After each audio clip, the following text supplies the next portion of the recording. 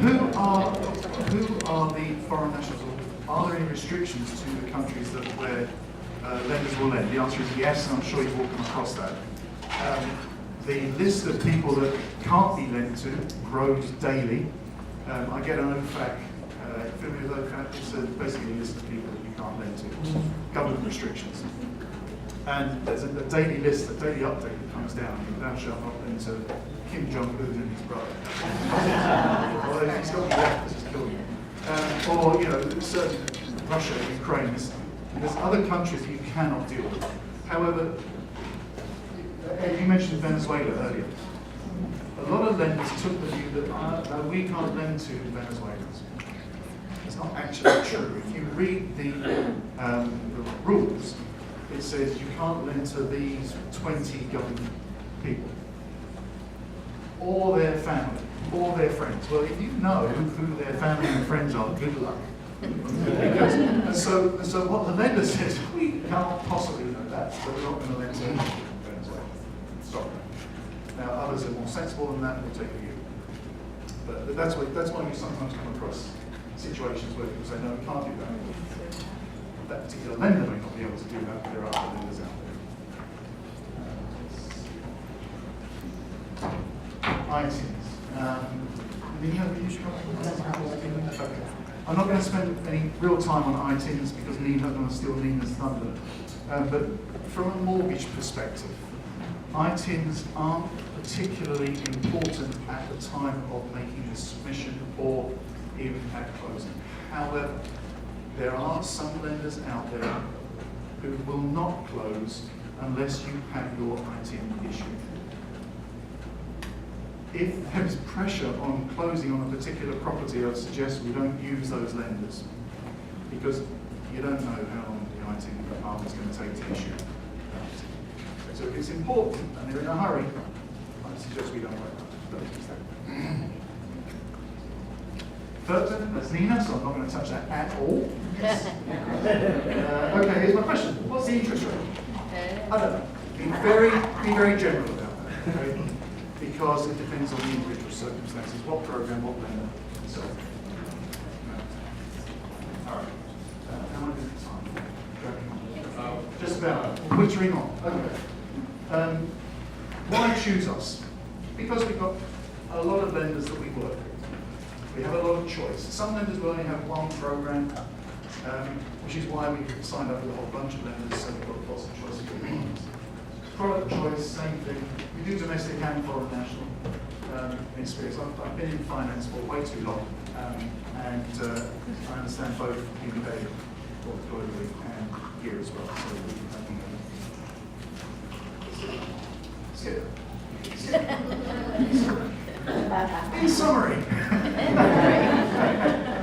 so why use HPI? Well, because we can do foreign and domestic mortgages. Nina's going to talk about further and ITINs, and we are accountants and tax specialists as well. So really, you find property, we can do everything else. Pretty much. On the financial side. Okay? I think that probably.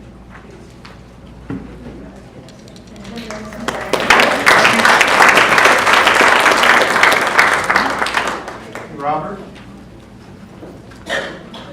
We've gone through the initiation of the visa process with Ed.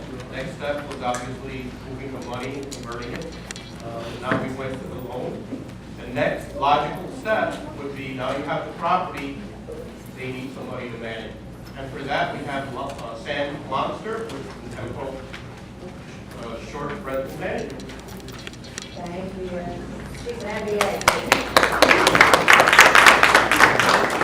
Once again, thank you very much for arranging this in the Global Alliance. I hope everybody's at least getting a few new information that they're going to take home, think about, and really come back to the channel here, and hopefully we can all help you close that sale.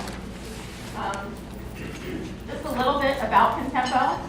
They've been in business since 1977. They've been in this area as a short-term rental and management company since 1990. Same owner, same name. One of the owners, John Ware, is here with us today. That's important. We'll talk about that a little bit later in the presentation, but just finding that company to work with who's got a history and some integrity and who's been here and been in the market and is really focused on one area is very important. We have hundreds of homes on management. They are all short-term rentals. We don't do long-term rental. We've got millions in rental volume, and that's coming in short-term rental. We'll talk about that a little bit later, where that money actually comes from, goes back to your clients. We've got 28 years experience in this area. We work with a lot of the tour operators. I'll go into that more later. Virgin Holidays is the preferred supplier. Out of the UK, we also work with Maritime Travel out of Canada. We work with CVC out of Brazil, so we've got a nice spread across the globe of where this rental comes from. We provide accommodation. We've got about 50,000 guests a year that we deal with. So we operate about a 2,000 room hotel, if you look at it that way. So let's talk about what is short-term rental. These are single-family pool homes, condos, townhomes. These are places that are fully furnished. This is where there might be one owner, or as we mentioned, there might be an LLC that owns it with, a family or two that decides to buy it together. They're full ownership. This is not timeshare. This is just like a regular sale, up to the point where they say, well, we're not going to live in it though. We want to give it back to a management company, and you guys get to manage it. And we put guests in there anywhere from 1, 2, 3 nights. Our average length of stay is 12 days. Most management companies in this area work on that. We don't deal with long term. The longest we get sometimes is snowbirds, which might be a couple of months. But the rest of the year, you're looking at us as almost a hotel type of accommodation. So as a realtor, why should you care? What is short-term rental? Why did your client want that in this area? Well, there's 15,000 vacation homes in this area, and that number is growing all the time. So it is important that you recognize that industry in this area. So a little bit more on those numbers. The U.S. has estimated that there's $36 billion worth of private accommodation in this area. Now that's a big number for the whole U.S. Florida actually has 1/5 of those vacation homes. And more importantly than that, 60% of that is in Orlando. So it is a huge market that you need to understand is out there. As most of you probably already know, last year we topped the 70 million mark for Orlando. 72 million visitors came here last year. So that's who's coming in and that's who's staying in these vacation homes. It's a large market. So how do you make money with vacation homes? Well, my advice to you is you focus on what you do. You do the sales. And then you go out and you find a reliable management company who will work with you and work with your client to provide good management and good rental income. So you do what you do and find a professional, like we've said up here before. Don't try to do everything yourself. Work with a professional who knows what they're doing in the management business. It can be complex, it can be difficult. There's guests coming in, it's a 7-day-a-week job. You don't want to do it yourself. Location is obviously really important. Again, with your markets, if you're doing the selling, you might be out there at all the different developments. A lot of those developments might not be ideal for short-term rental. Some of them are filled with residential, some aren't. Some have more rental, some don't. Depends on the volume, it depends on the marketability of the community itself. There's a lot of different factors involved in that. But it still boils back to the same thing. It's location, location, location, which is realtors, you all know that. And it's finding the right management company to work with. Really important there. So we'll just do a quick example of 2 different homes. The one there on the right, that is a 4-bed. We categorize that as a 3-star home. This might be a resale. The one I picked out here was in Southern Dunes. This home might be 20 years old at this point. You can buy them right now. I had a quick look yesterday on MLS. You have 199,000, 200,000 right in that region. Okay? So your client comes in and says, I want a vacation home. My budget is 200,000. What can I buy? Well, this is something that might be an option for you. Your gross rental could run around the 30,000 mark per year. That's depending on how much they use it themselves. You're going to have running expenses of about $1,000 a month. That won't include your property tax, insurance, HOA, anything like that. And then there's a personal use value. So that client is gonna come over, he's gonna bring his family, he might stay here for 4 weeks out of the year, 6 weeks.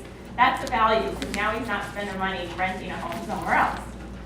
So that's just one example on the 200,000 mark. Then we have another one, and the same thing, 4-bed. This one might be a new property, so you're not gonna have the maintenance cost, which is important to remember.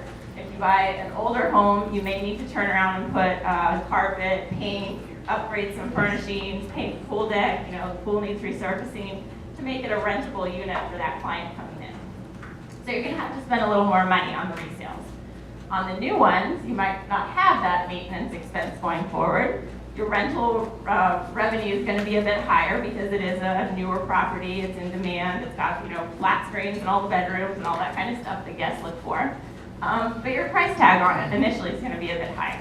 So you just have to look and work with your buyer and say, well, what is your price point that you're looking for?